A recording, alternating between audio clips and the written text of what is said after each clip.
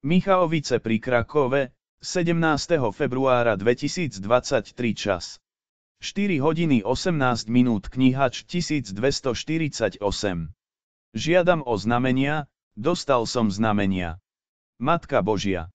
Ja som Najsvätejšia Panna Mária, Matka môjho božského Syna Ježiša Krista, pozdravujem ťa v mene môjho božského Syna Ježiša Krista, pochválený buď Ježiš Kristus, odpovedám, na veky vekov. Amen.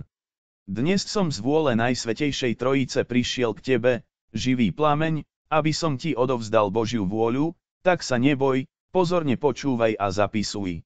Neboj sa ma, chudák, pretože som s tebou, aby som ti pomohol, aby si mohol existovať normálne, ale Božím spôsobom.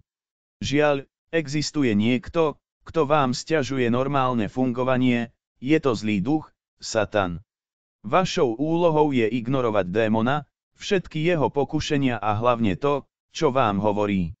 Viem, aký si slabý a nešťastný sám od seba, poznám každú tvoju slabosť, viem aj o každom tvojom hriechu, naučil ma to Boh, sám nič nezmôžeš. Som tvoja a tvoja synova nebeská matka, pravdivejšia ako tá, ktorá ťa porodila a ktorá ti môže veľmi pomôcť. Som plný Božej lásky, dobroty a milosrdenstva a predovšetkým plný skutočného odhodlania. Vy však nechcete mať veľa spoločného s Bohom a mnou. Zbytočne ste otvorili svoje srdcia pre klamlivé činy Satana a namiesto toho, aby ste kráčali po ceste spásy, idete po ceste plnej lží, podvodov a sprenevery, po ceste plnej žiadostivosti, zvrátenosti a všetkej nečistoty. Kto som? Volám sa Mária, pretože tak chcel, aby som sa volal sám Boh. Všetkým som nežnou matkou, predovšetkým som matkou Ježiša Krista, môjho a Božieho Syna, ktorý zo šibenice kríža, visiac na ňom tesne pred smrťou, zveril mne Jána a jemu mňa a vo svojej osobe mi zveril všetkých ľudí ako deti a prikázal vám všetkým matke, čo robím s veľkou ochotou a veľkou láskou. Od chvíle môjho úžasného na nebo vzatia som bol nepretržite v nebi s dušou a telom, pretože to chcela Svätá Trojica. Aj keď zostúpim z neho na zem, aby som vám sprostredkoval Božiu vôľu a svoju vôľu, Boha a moje slová, neprestávam byť pred Božou tvárou. Bol to Ježiš Kristus, môj božský syn, ktorý ma slávnostne uviedol do neba. Sediac na tróne slávy vedľa večného Otca a Ducha Svätého, po chvíli, bez čakania, keď som si zvykol na svetosť a nádheru neba, ma Svätá Trojica požiadala, aby som si sadol na môj trón božskej slávy, ktorú pripravila Najsvätejšia Trojica, ktorá je veľmi blízko trónu. 3 božské osoby vstali zo svojho trónu božskej slávy a umiestnili na moje chrámy veľmi krásnu a veľmi bohatú korunu božskej slávy. Najsvätejšia Trojica mi dala množstvo práv a privilégií, ponúkla mi množstvo nekonečných Božích milostí a darov, takže z Božej vôle a rozhodnutia som ten, ktorý vládne nad celým nebom a jeho obyvateľmi, ako aj nad všetko ostatné stvorenie. Titul a privilégia, ktoré mi boli udelené, okamžite s veľkou radosťou uznali všetci anjeli z každého z anjelských zborov a z Božej vôle mi vzdali hold a uctievanie, ktoré mi patrí, a sľúbili, že budú plniť moje príkazy a príkazy. Najsvätejšia Trojica ma predstavila všetkým spaseným a môj božský syn mi ukázal aj ten najmenší kút neba, pekla a očistca. V tento deň z Božej vôle a dopustenia veľa duší odišlo z očistca.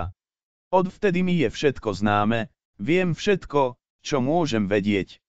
Všetci, obyvatelia, pekla boli Božou mocou prinútení vzdať hold a česť mojej osobe. Všetci veľmi dobre vedia, že mám nad nimi moc z Božej vôle a rozhodnutia a že celá Božia moc je so mnou. Nikdy som nebol, nie som a nikdy nebudem Bohom. Som, rovnako ako ty, stvorenie, človek, žena, ktorá bola vyvýšená na maximum, povýšená a poctená tými najväčšími vyznamenaniami, právami a výsadami. Nemám a nikdy nebudem mať to, čo má a má Svätá Trojica. Aj keď som bol od Najsvätejšej Trojice obdarený veľmi bohato obdarenou dušou, ktorá je podľa Božej vôle a nariadenia veľmi priestranná, je to obmedzené, pretože som, ako vy a anielské zbory, stvorenie. Byť matkou Ježiša Krista je tá najväčšia česť a privilégium. Porodil som ho zázračne s Božou pomocou, ale jeho duch je božský, vždy existujúci, plný božstva.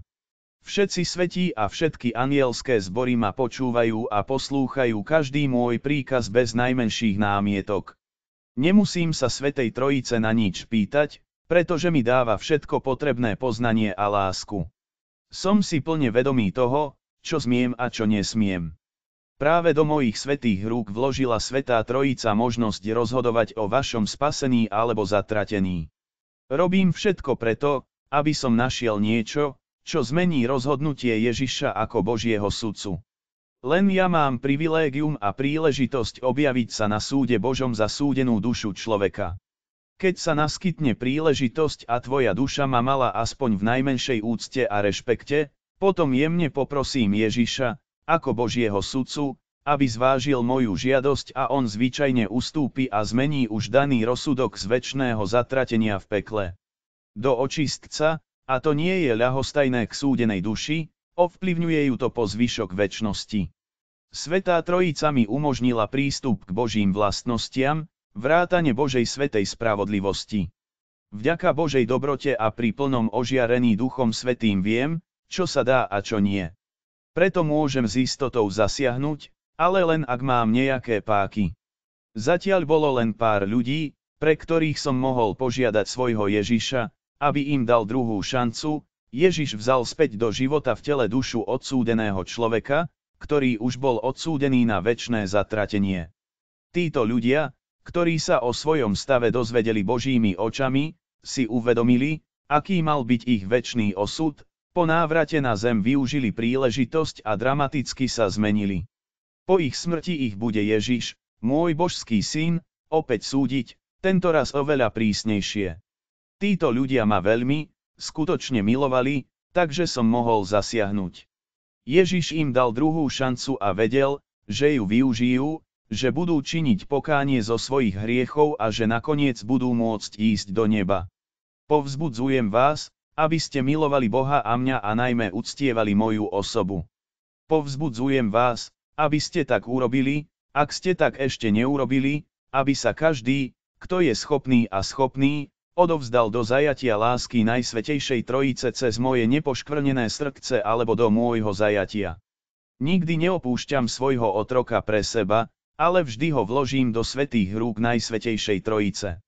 Jednou z mojich výsad je, že sa o vás všetkých môžem postarať naraz, ako keby som sa o vás staral individuálne.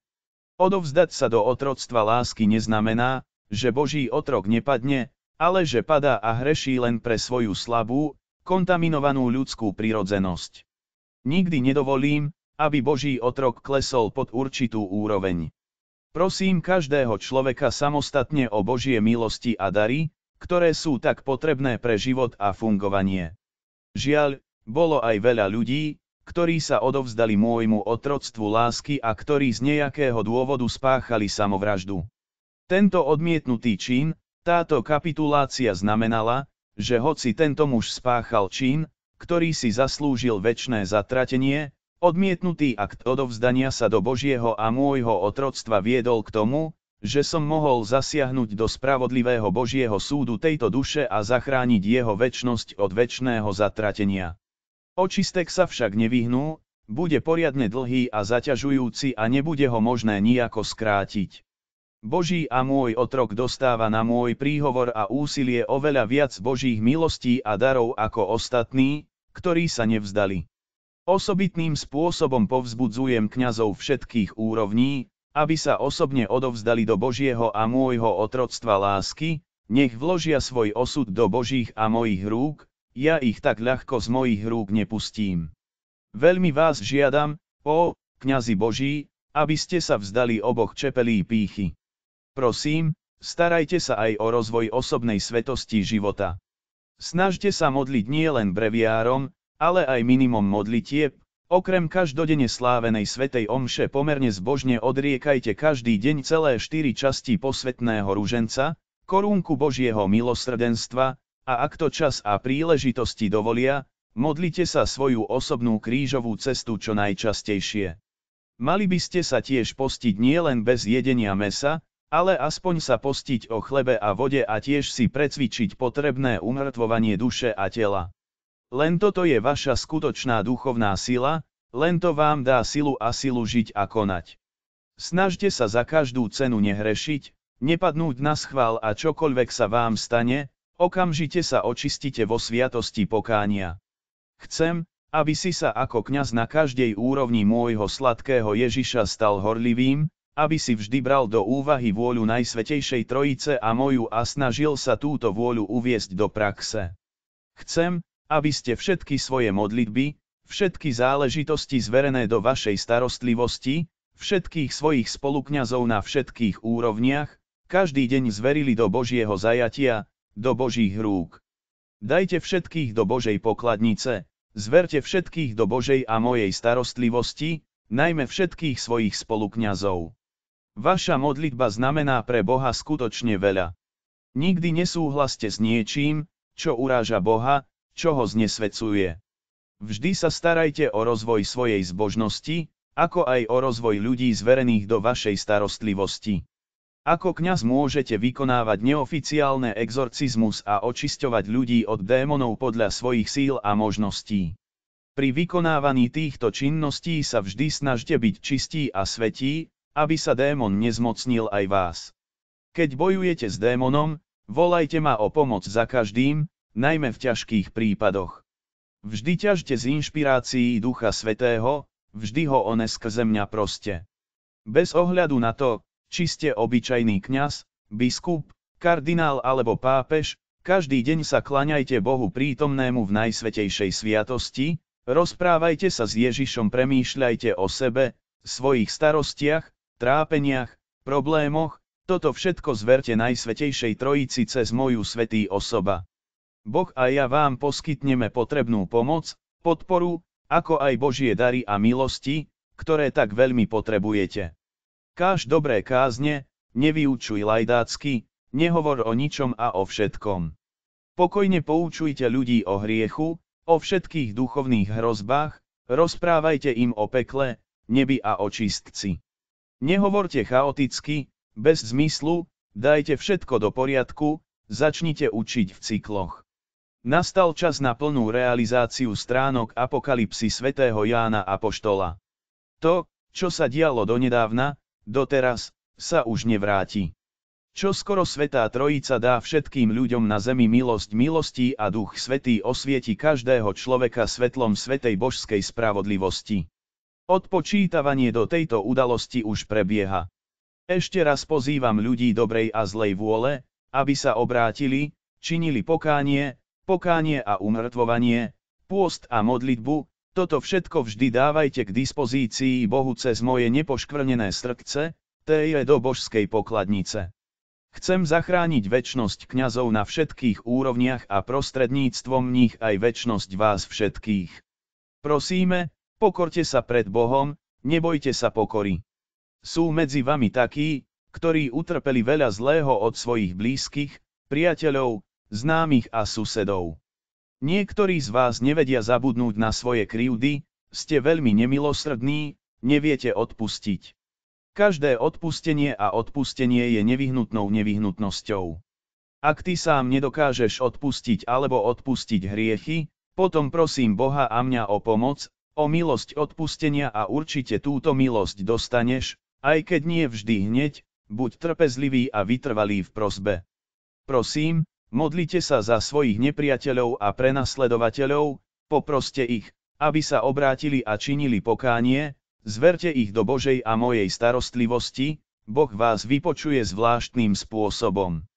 Choďte pred vystavenú Najsvätejšiu sviatosť alebo pred svätostánok, dajte tam slobodnú vôľu svojich prenasledovateľov a tých, ktorí vám prajú zlo, k dispozícii Bohu a mne, zachráni im to večnosť.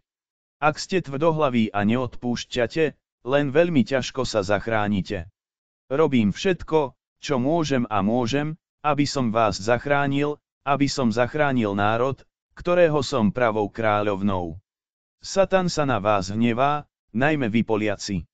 Tisíce a milióny démonov útočia na každého človeka svojimi pokušeniami, radami a návrhmi.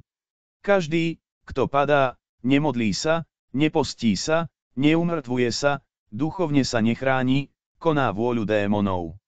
Každý človek má svojho osobného anjela strážneho, darovaného Bohom. Nech ho každý požiada o pomoc v akejkoľvek záležitosti, najmä v boji proti zlým duchom, silám celého pekla. Žiaľ, Lucifer pridelil každej osobe démonického strážcu, ktorého úlohou je démonicky bdieť a sledovať človeka od začiatku života človeka. Zhromažďuje všetky možné informácie o svojom chovancovi a zdieľa ich s démonmi, ktorí na vás pracujú. Démoni sa snažia zväčšovať vaše chyby, vaše slabosti, vaše hriechy, povzbudzujú vás, aby ste páchali ďalšie a ďalšie priestupky, prestupovali Boží zákon desatora. Démoni vás hypnotizujú a zároveň do vás vstrekujú svoju démonickú anestéziu. Bežný človek nevenuje pozornosť, nepozerá sa, nepozoruje plody konania démona, realizuje väčšinu jeho návrhov, nevedome prekračuje množstvo Božích zákonov desatora naraz.